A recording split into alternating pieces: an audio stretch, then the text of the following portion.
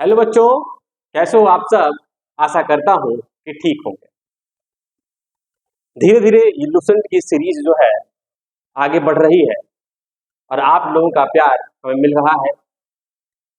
बहुत गौरवान्वित महसूस कर रहा हूँ अपने आप में कि इस सीरीज में जो हमें प्यार मिल रहा है और ये निरंतर चलता रहे। आप लोग अपना सहयोग इसी तरह बनाए।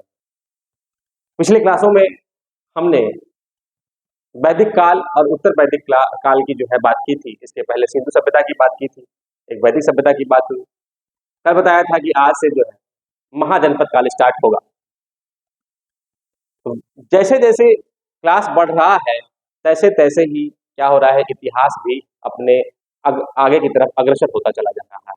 समय के हिसाब से इतिहास बढ़ता चला जा रहा है। इतिहास एक ऐसा विषय है जिसमें अगर हम सिस्टमेटिक ढंग से पढ़ें और एक कहानी के रूप में पढ़ें, साथ ही साथ थोड़े थोड़े, जैसे होता है ना, जब कोई दाल बनाते हैं तो दाल बनाने के बाद अगर तड़का देते, अच्छा तड़का देते, तो दाल का स्वाद क्या होता है, अच्छा हो जाता है।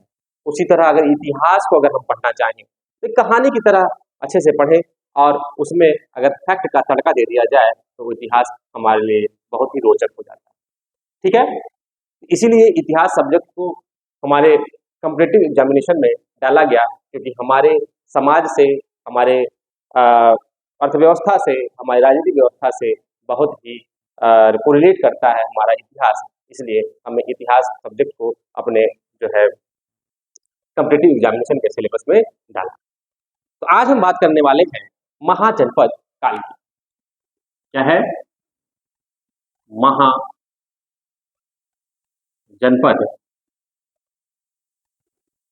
काल। और ये था 600 बीसी से 400 बीसी के बीच। ये क्या कर रहा है? वेरी कर रहा है। ठीक है, जैसे वैदिक काल 1500 से स्टार्ट होता है और 600 बीसी पे खत्म होता है, वहीं से 600 बीसी से जो है हमारा महाजनपद काल क्या होता है, स्टार्ट हो रहा है। एक ऐसा काल जिसमें हमारा भारत कुल 16 महाजनपदों में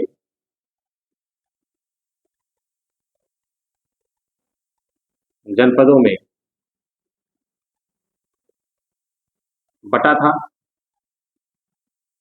ठीक है, वैदिक युग के बाद जो भारतवर्ष है वो कितने महाजनपदों के रूप में? 16 महाजनपदों के रूप में बटा था। और यही एक काल है। और इस महाजनपद काल का जो हमें साक्ष्य मिलता है वो मिलता है बौद्ध धर्म के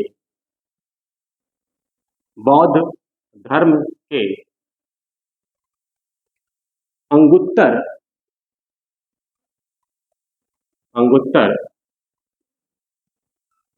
निकाय से। ठीक है, प्रश्न पूछता है कि महाजनपद काल का जो हमें स्रोत प्राप्त होता है, इस इतिहास के बारे में प्राप्त होता है, वो कहाँ से प्राप्त होता है? बौद्ध धर्म के अंगुत्तर निकाय से। ठीक है, महाजनपद क्या होता है? अब प्रश्न ये उठता है कि आखिर महाजनपद किसे कहते थे। जैसे वर्तमान समय में भारतवर्ष कई राज्यों में बटा हुआ है, उसी प्रकार पूरा भारतवर्ष उस समय महाजनपद में बटा हुआ था। और कितनी संख्या कितनी थी? 16 संख्या। ठीक है, इसका मतलब होता है, महाजनपद का मतलब होता है महाजनपद अर्थात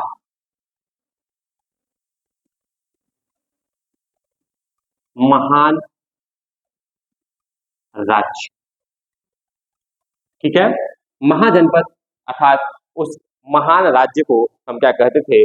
महान जनपद कहते थे। और इसी को हम कह सकते हैं बड़े जनपद।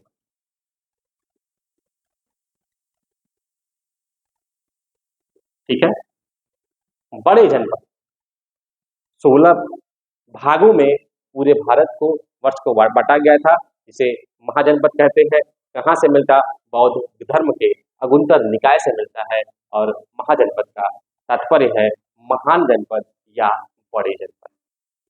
इसकी जिसकी शुरुआत 600 बीसी से होती है और अंतिम तक 400 बीसी तक क्या होती है? ये समाप्त हो जाता है। ठीक है, यह कब आता है? वैदिक युग के बाद किस युग का स्टार्ट होता है? महाजनपद काल का स्टार्ट होता है।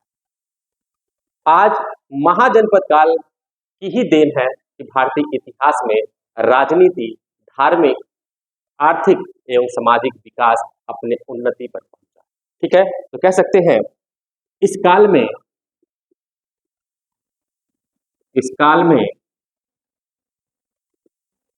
भारतीय इतिहास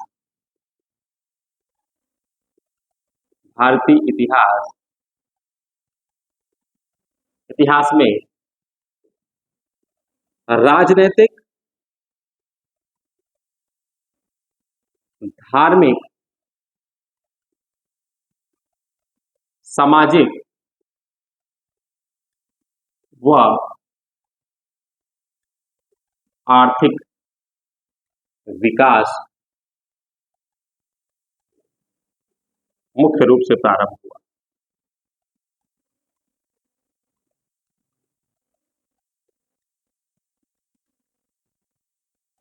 ठीक है, मतलब कहने का ऐसा नहीं है कि वैदिक युग में धार्मिक विकास नहीं हुआ, आर्थिक विकास नहीं हुआ, लेकिन ऐसा नहीं कहा जा सकता कि सिंधु सभ्यता में भी विकास नहीं हुआ, वैदिक युग में विकास नहीं हुआ, ऐसा नहीं है। परंतु इस काल में, महाजनपद काल में क्या हुआ? धार्मिक, आर्थिक और राजनीतिक जो क्षेत्र हैं उनमें क्या हुआ? परिवर्तन देखा गया और इसमें क्या हुआ? विकास को देखा गया। ठीक है, मैंने बताया कि जब भी हम किसी टॉपिक को पढ़ें उनको कैटेगराइज करके 3-4 भागों में बांट दें और उन 3-4 भागों से अगर रिलेट करके पढ़ेंगे तो ये याद करने में भी उसको आसानी होगी। ठीक है, याद करने में आसानी होगी। और कभी आप कोई प्रश्न लिख रहे हैं, अगर यूपीएससी या पीसीएस या कोई भी एग्जामिनेशन, जो मेंस एग्जामिनेशन लिखने वाले जहां होते हैं वहां प्रश्न आते हैं, अगर इस तरह से सिस्टमेटिक ढंग से 4-5 क्षेत्रों में बांटकर क्वेश्चन के बारे में सोचेंगे तो आपको वहां से आउटपुट, वहां से जो है फैक्ट आपके सामने तुरंत निकलने को मिलेगा। और जब एक फ्रेमिंग कर लेंगे तो क्वेश्चन आपका अच्छा लिखा जाए। ठीक है, प्रश्न पूछ दिया, महाजनपद काल क्या है? महाजनपद काल के धार्मिक, सामाजिक, आर्थिक विशेषताओं का वर्णन करें तो आसानी हो जाएगा। जब पढ़े रहेंगे कॉन्सेप्ट के साथ साथ फैक्ट को तो क्या हो जाएगा? आसानी हो जाएगी। ठीक है, एक एक करके हम सभी विकासों के बारे में बात करते हैं। तो पहला विकास हो रहा है, क्या हो रहा है? पहला विकास हो रहा है राजनीतिक विकास।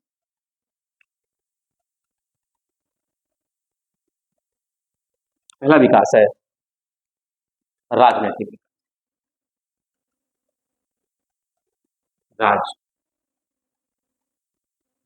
राजनैतिक विकास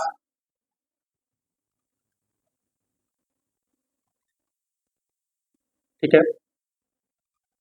महाजनपद काल में राजनीतिक क्षेत्र दो वर्गों में बटा था, दो आधारों पर बटा था। एक था राजतंत्र और दूसरा था लोकतंत्र। ठीक है, राजतंत्र, लोकतंत्र। जब हम पॉलिटी पढ़ते हैं तो राजतंत्र, लोकतंत्र की बात करते हैं। राजतंत्र का मतलब राजा का शासन और लोकतंत्र का मतलब लोगों का शासन या वहां की जनता का शासन क्या होगा? लोकतंत्र। ठीक है, जैसे भारत की शासन व्यवस्था कैसी है? वो है हमारी लोकतंत्रात्मक शासन व्यवस्था। तो कमेंट बॉक्स में बताएंगे भारत के अलावा और किन किन देशों की व्यवस्थाएं जो है वो लोकतंत्रात्मक, और कौन से ऐसे देश हैं जिनकी एक लिस्ट देंगे, और कौन सी ऐसे देश हैं जिनके जो है राजनीतिक व्यवस्था वो कैसी है? राजतंत्र। ठीक है, आप कमेंट बॉक्स में इसका उत्तर दीजिएगा। चलिए आगे बढ़ते हैं। तो राजतंत्र का मतलब होता है, इसमें राजा क्या होता है? केंद्र में होता है। एक ऐसी व्यवस्था जिसमें क्या हो? राजा क्या हो? केंद्र में हो और उसका शासन किसके अंडर में हो? राजा के अंडर। और इसको सहयोग करने के लिए तरह तरह के पद हो, जैसे सहयोग हेतु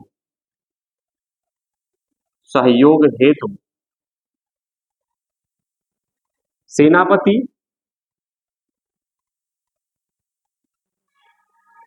पुरोहित और कौन? और सेनापति, पुरोहित और है आपके मंत्री।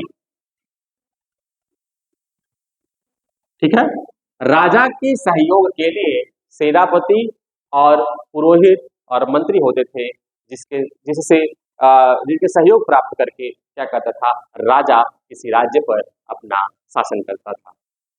तो जो महाजनपद काल के 16 महाजनपद, तो कुछ महाजनपदों में क्या होगा, राजतंत्र होगा, और कुछ महाजनपदों में क्या होगा, लोकतंत्र होगा।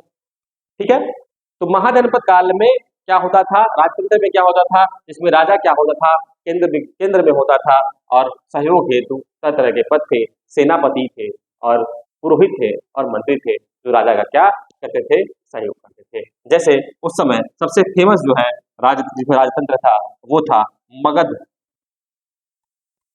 मगध क्या था, मगध का, मगध में। ठीक है, आते हैं लोकतंत्र।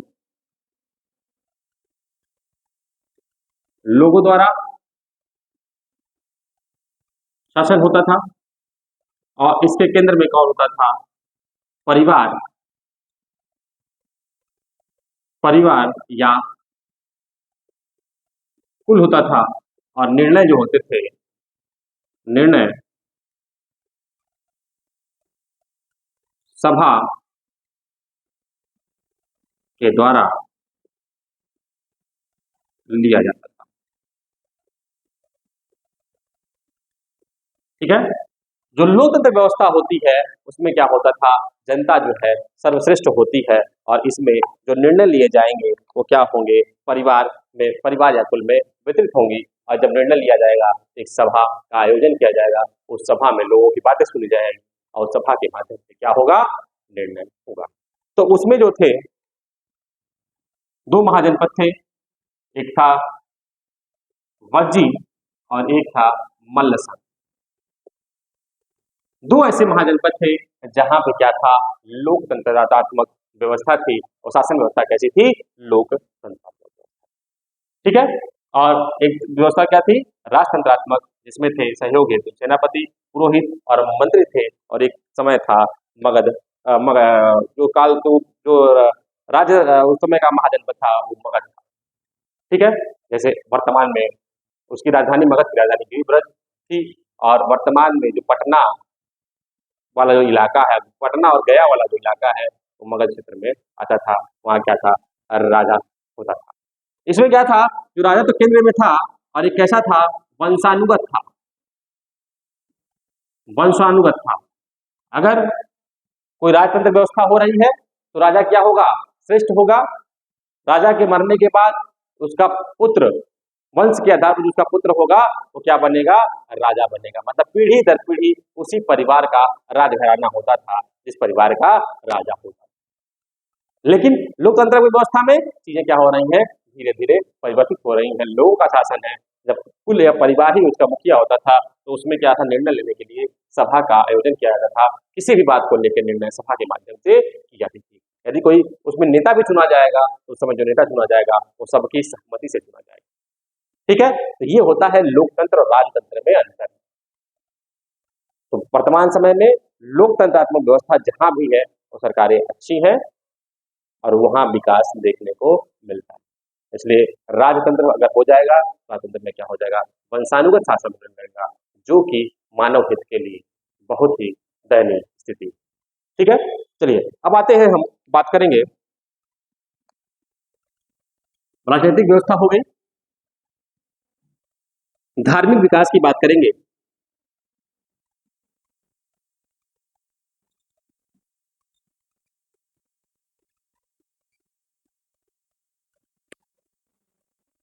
धार्मिक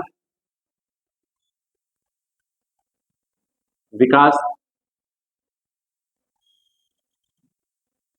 आवलिक, दार्शनिक विकास भी कह सकते हैं इसको।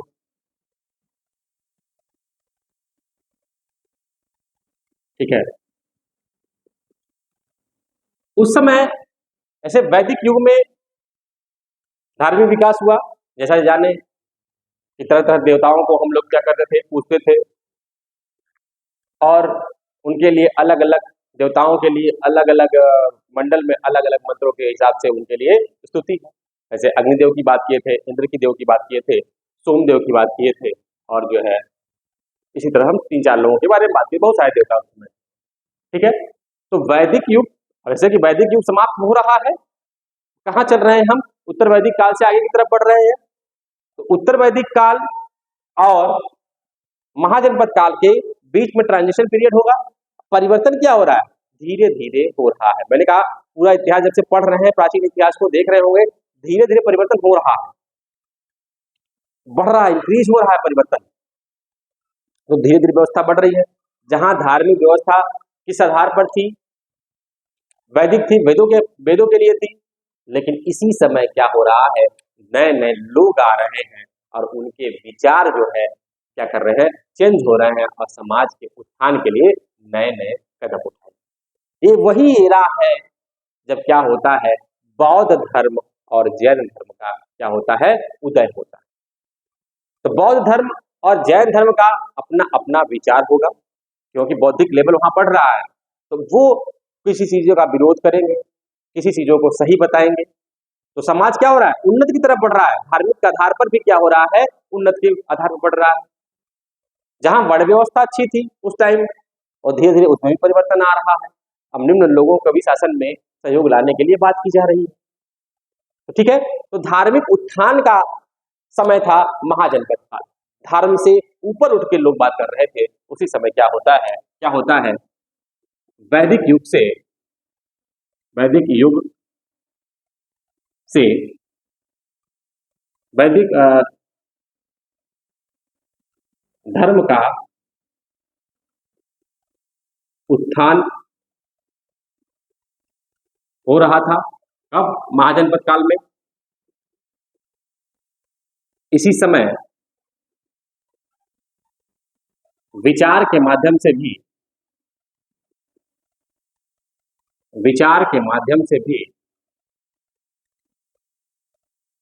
भी धर्म का विकास हो रहा था। यही वह समय है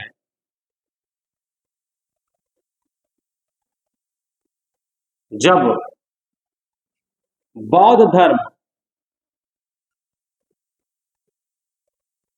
व जैन धर्म का विकास प्रारंभ होगा।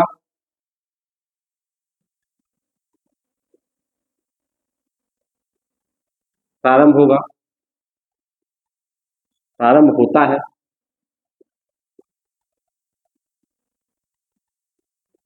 इनके द्वारा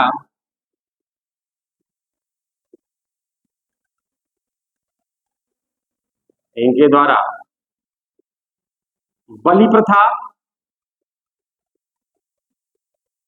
कर्मकांड आदि का भी विरोध किया और एक नए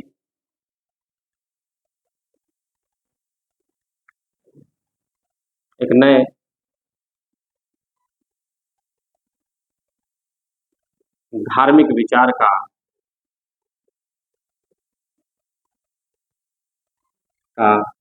प्रारंभ किया। ठीक है, तो ये समय था जब बौद्ध धर्म और जैन धर्म जो वैदिक कर्म कांड थे उससे ऊपर उठकर विचारों के माध्यम से लोगों को जागरूक करने की बातें कही कि ऐसी ऐसी चीजें हो सकती हैं। अभी जब इसके आगे बढ़ेंगे महाजनपद काल के बाद, तो अगला चैप्टर जैन धर्म, फिर बौद्ध धर्म, जैन धर्म का विकास कब हुआ, बौद्ध धर्म का विकास कब हुआ, पहले तीर्थंकर कौन थे, अंतिम कौन थे, किसने क्या चीजें कही, किसने कौन सा मार्ग अपनाया, इसके बारे में जैन धर्म और बौद्धिज्म के बारे में हम बात करेंगे। लेकिन इसमें थोड़ा जानते हैं कि महाजनपद काल से ही जैन धर्म और बौद्ध धर्म का क्या हो रहा है, धीरे धीरे क्या हो रहा है, विकास की तरफ बढ़ रहा है। अब लोग जागरूक हो रहे हैं, अब लोग कर्मकांडों पर ज्यादा ध्यान नहीं दे रहे हैं, लोग वर्ण व्यवस्था पर ज्यादा ध्यान नहीं दे रहे हैं। लोगों के अंदर सोच क्या हो रही है, बढ़ रही है। शासन व्यवस्था बढ़ रहा है। ठीक है, अब क्या होता है इसके बाद, ये वही समय था जब बलि प्रथा और क्या हो रहा था, बलि प्रथा और कर्मकांड और जातिवाद का जो है विरोध किया जाता है। क्योंकि वैदिक काल तक जातिवाद, ऐसे सिंधु घाटी सब वैदिक काल और उत्तर वैदिक काल में क्या था, धर्म क्या वो वर्ण व्यवस्था कैसी थी, कर्म के आधार पर थी। फिर क्या हुआ, जन्म के आधार पर आया। अब क्या है, अब जातिवाद को धीरे धीरे समाप्ति के कगार की बात कही जाएगी, जैन धर्म और बौद्ध धर्म के बाद की बात। ठीक है, तो ये क्या है, धीरे धीरे स्वर्णिम पीरियड की तरफ क्या हो रहा है, मेरा भारतवर्ष बढ़ रहा है। ठीक है, इसमें भी लोग मूर्ति की पूजा करेंगे, लेकिन कहीं कहीं देखेंगे जब बौद्ध धर्म और जैन धर्म आएगा तो इसमें भी मूर्ति पूजा का भी क्या किया गया है, बताया गया है कि स्वरूप महात्मा बुद्ध का स्वरूप कैसा था, महावीर का स्वरूप कैसा था। तो मूर्ति पूजा इस समय थी, इसका विरोध नहीं किया गया था। आगे जाएंगे और आगे बढ़ेंगे इतिहास में, कहीं कहीं मूर्ति पूजा का भी विरोध आएगा। ठीक है, तो धार्मिक व्यवस्था भी क्या था, उन्नत के कगार पर थी, प्रगति के कगार पर थी, विकासात्मक थी, डेवलपमेंट हो रहा था इसमें, धर्म में। ठीक है, तो ये एक स्वर्णिम मेरा माना जाएगा। ठीक है, फिर आते हैं, 4 खंडों में पढ़ना था, हमने पढ़ लिया राजनीतिक विकास कैसे हो रहा है, धार्मिक विकास कैसे हो रहा है, और तीसरे पे हम आएंगे, इस समय क्या हो रहा है, आर्थिक विकास हो रहा है। क्या हो रहा है, आर्थिक।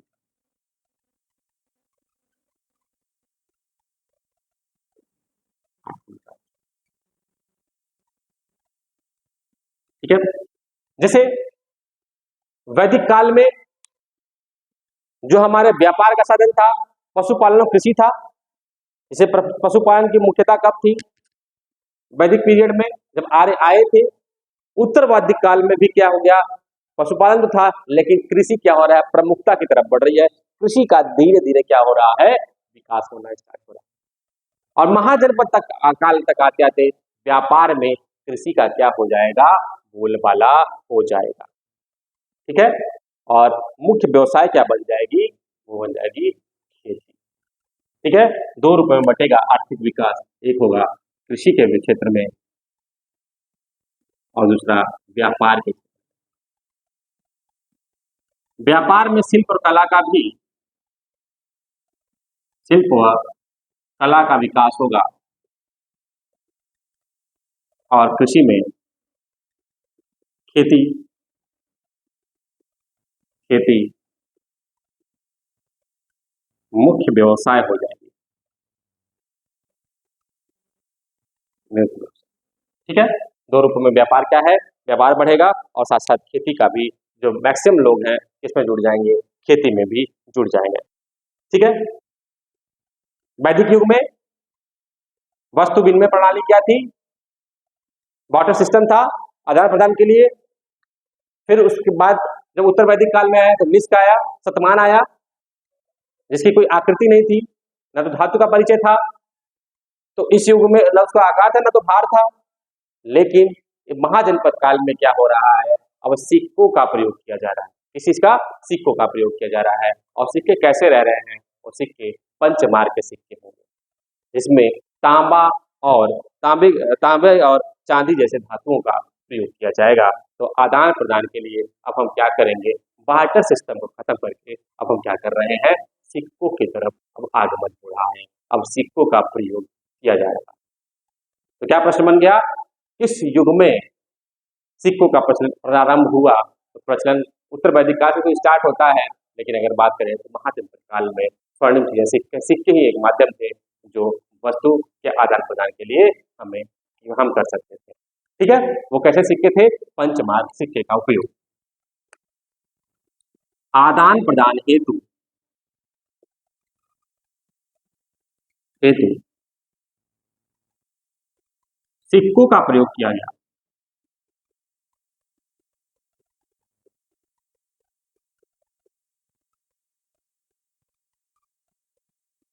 सिक्के कैसे थे, पंचमार्क बने किसे थे, तांबा व चांदी जैसे धातु,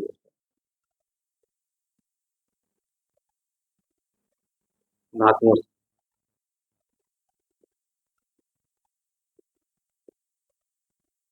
ठीक है, तो पंचमार्क सिक्के उपयोग कर रहे हैं आदान प्रदान हेतु, और बने होते थे, वो बने होते थे इससे तांबा और चांदी।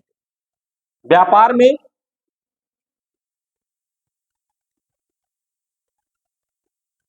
शिल्प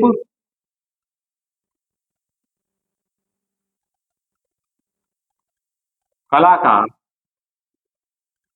विकास हुआ था। ठीक है, शिल्प और कला का क्या हो रहा है, विकास होने लगा। जैसे उस समय जो महाजनपद थे वो कौन कौन से, कहाँ कहाँ विकास हुआ, अवंती व गांधार में। ठीक है, अवंती और गांधार में व्यापार में शिल्प और कला का भी विकास होने लगा। लोग कृषि के स्थान पर कुछ लोग जो है शिल्प और कला का क्या करने लगे, उत्थान करने लगे, प्रयोग करने लगे, शिल्प और कला का क्या करने लगे, व्यापार करने लगे। तो प्रश्न पूछता है किस महाजनपद काल में इनका विकास हुआ, तो अवंती और गांधार जैसे महाजनपद काल में किसका विकास हुआ, शिल्प और कला का विकास इस महाजनपद काल में हुआ। प्रश्न पूछेगा गणराज्य कौन सा महाजनपद था, तो बज्जी और मल्ल संघ महाजनपद था, वहां पे क्या था, गणराज्य व्यवस्था थी। अदरवाइज जितने भी महाजनपद थे वहां कैसी व्यवस्था थी, राजतंत्रात्मक व्यवस्था थी, इसमें क्या होता था, राजा प्रमुख होता था। ठीक है, अब आर्थिक विकास के बाद चौथा पिलर जो है वो है सामाजिक विकास।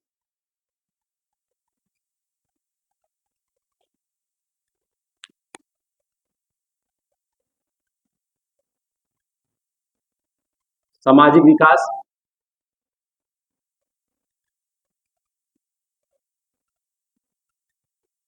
महाजनपद काल में सामाजिक विकास भी बहुत तेजी से स्टार्ट हो रहा, धीरे धीरे समाज भी अब बढ़ रहा है। जैसे समाज में एक चीज थी वर्ण व्यवस्था, वर्ण व्यवस्था में भी परिवर्तन का समय, यद्यपि हम वर्ण व्यवस्था का उपयोग उस समय भी कर रहे थे, लेकिन इसमें क्या हो रहा था, अब धीरे धीरे ट्रांजेक्शन पीरियड में धीरे धीरे क्या हो रहा था, परिवर्तन हो रहा था। ठीक है, अब क्या होता था, कृषि, व्यापार और युद्ध के माध्यम से लोगों का जो है हम क्या करते थे, लोगों के विभिन्न वर्गों में बांटते थे। क्या करते थे, कृषि, व्यापार व युद्ध के माध्यम से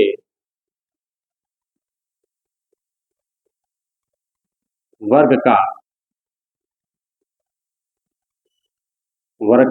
विभाजन करते थे।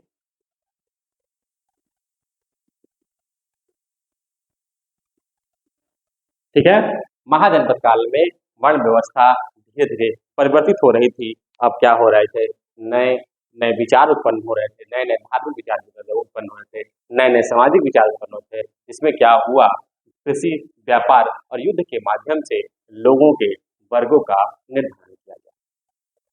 क्योंकि जैसे ही प्रमुख धार्मिक नेता जैसे बौद्ध धर्म में महात्मा बुद्ध आएंगे, महावीर आएंगे, तो उनके विचार कैसे होंगे, बदलेंगे। और ये दोनों लोग ऐसे हैं जो निम्न वर्ग को क्या कहते हैं, बहुत ही प्रधानता देते हैं। निचले स्तर से समाज को सुधारने के कार्य करेंगे कौन, जैन धर्म और बुद्ध धर्म। इसके पहले क्या था, पुरोहित सबसे बड़ा अधिकारी होता था, वहां सबसे अच्छा धर्म ब्राह्मण धर्म माना जाता था। चारों लोगों में शूद्र को सबसे नीचे गिरा बताया जाता था। लेकिन ये समय था वर्ण व्यवस्था तो उपयोग होता था, लेकिन कर्म के आधार पर तो था ही, जो कर्म अच्छा करेगा उसको उस अच्छे धर्म में डाला जाता था। और इस धर्म में जो धार्मिक विकास हो रहा है वो निम्न स्तर के लोगों को के उत्थान के लिए भी कार्य कर रहा है। निम्न धर्म के लोगों को बता रहा है कि कर्म के माध्यम से हम चीजों को आगे बढ़ा सकते हैं, अपनी स्थिति को कायम रख सकते हैं। तो कह सकते हैं इस काल में इस काल में जो इतिहास का वर्णन हो रहा है वो धीरे धीरे प्रगति हो रही है हर एक क्षेत्र में, चाहे वो राजनीतिक क्षेत्र हो, चाहे वो सामाजिक क्षेत्र हो, चाहे धार्मिक क्षेत्र हो, चाहे वो क्या हो, आर्थिक क्षेत्र। ठीक है, इन 16 महाजनपदों का क्या होगा, धीरे धीरे पतन होगा और कोई एक महाजनपद जो है कामयाब होगा और वो राजतंत्र में आगे बढ़ता चला जाए। इसमें हम पढ़ेंगे बौद्ध धर्म, फिर पढ़ेंगे हम इसके बाद जैन धर्म पढ़ेंगे और धीरे धीरे मौर्य युग की तरफ आगे बढ़ेंगे। एक लास्ट आता है महाजनपदों का पतन। जनपदों का पतन और मगध साम्राज्य का उत्थान। ठीक है, धीरे धीरे क्या होगा, अब ये जो महाजनपद काल है अब क्या होगा, पतन के कगार पर पहुंचने लगेगा। 400 BC तक आते थे, धीरे धीरे समाप्ति तक पहुंचने लगा। लेकिन इसी समय एक महाजनपद बचेगा, मगध वाला जो क्षेत्र है। मगध क्या होगा, मगध क्या करेगा, इन सभी से जीत कर अपने आप का प्रभुता स्थापित करेगा। ठीक है, इन सबको जीत कर अपना प्रभुता स्थापित करेगा और एक शक्तिशाली राज्य के रूप में क्या करेगा, उभरेगा और मौर्य समाज की स्थापना करेगा। ठीक है, मौर्य समाज की स्थापना होगी, मगध क्षेत्र में मौर्य समाज की स्थापना होगी। और उसके पहले जो मौर्य समाज को लाया था, तो वो कौन थे, स्थापना करने वाले कौन थे, प्रश्न पूछता है। मौर्य वंश का स्थापक कौन था, चंद्रगुप्त मौर्य। ठीक है, मौर्य वंश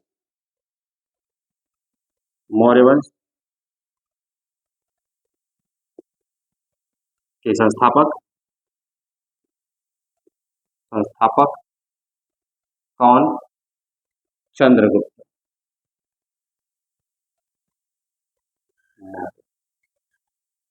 ठीक है, चंद्रगुप्त मौर्य जो है मौर्य वंश के क्या होंगे, संस्थापक होंगे और एक शक्तिशाली राज्य के रूप में मगध क्या होगा, उभरेगा।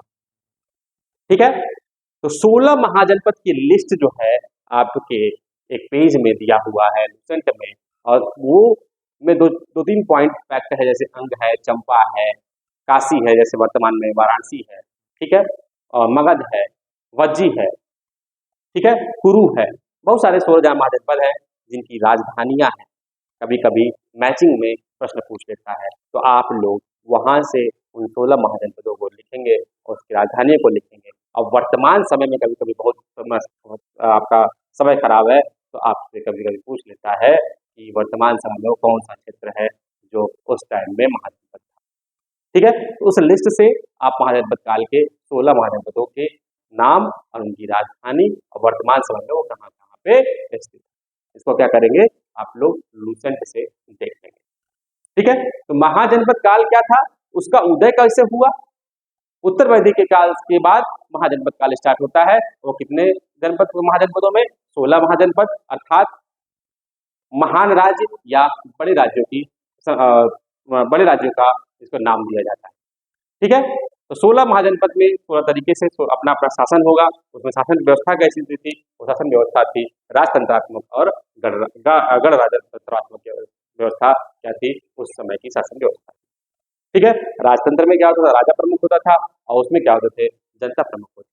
इसमें निर्णय राजा लेता था जो कि वंशानुगत था, किसके सहयोग से लेता था, सेनापति, पुरोहित, और किसके सहयोग से, मंत्री के सहयोग से कोई निर्णय लेता था। लेकिन गणतंत्र में क्या होता था, वो मुखिया जो था, परिवार था, कुल था, लेकिन जब भी कोई निर्णय लेना होता था इस सब में क्या होता था, एक सभा का आयोजन किया जाता है, जिनमें सभी के विचारों को उठाया जाता था, तब कोई निर्णय लिया जाता था। जैसे वज्जी और मल्ल संघ, और इसमें क्या था, मगध जैसा राज्य जो राजतंत्रात्मक। इन सभी में सबसे प्रश्न पूछता है कि 16 महाजनपदों में सबसे प्रमुख, सबसे शक्तिशाली महाजनपद कौन था, वो कौन था सर, मगध महाजनपद था। इसलिए पूछ लेता है मगध की राजधानी उस समय क्या थी, मगध की राजधानी क्या थी, गिरिपति थी। वर्तमान समय में वो क्षेत्र कौन सा है, तो वो क्षेत्र है बिहार का गया और पटना वाला क्षेत्र। ठीक है सर, तो यहाँ तक महाजनपद काल यही समाप्त होता है। आप एक बार वीडियो अच्छे से देखिएगा, फिर आप लोग क्या करिएगा, जो लिस्ट है उसको भी याद करने की कोशिश करिएगा। बहुत महत्वपूर्ण तो नहीं, ठीक है, थोड़ा बहुत महत्वपूर्ण है, तो एक बार आप एक बार रीडिंग कर लेंगे, जब ऑप्शन आएगा और उसमें आपके एग्जामिनेशन में, तो आप क्या कर लेंगे, ठीक कर सकते हैं। ठीक है, तो धीरे धीरे ये क्लास अपने निरंतरता की तरफ आगे आगे बढ़ रहा है और हम भी आगे आगे बढ़ रहे हैं। मैं चाहता हूँ हमारे साथ आप बढ़ते रहिए, ताकि आपकी क्लास जो है छूटे ना। अगर इस प्रकार से भी अगर इतिहास की समझ अपने अंदर विकसित कर रहे हैं, तो मैं दावा करता हूँ कि इतिहास आपको एक रोचक विषय के रूप में समझ में आएगा, एक रोचक विषय बन जाएगा। मैंने भी कभी इतिहास के बारे में पढ़ा नहीं था, मैं भी इतिहास का अध्यापक नहीं हुआ, इतिहास से पीएचडी नहीं किया हूँ, लेकिन एग्जामिनेशन देते देते इतना ज्ञान हो गया है, सोचा ज्ञान आपके अंदर बांटा जाए। तो इसका उपयोग करिए आप लोग, और आप लोग आगे बढ़िए। यही शुभकामनाओं के साथ आज का जो है क्लास समाप्ति करता हूँ। धन्यवाद।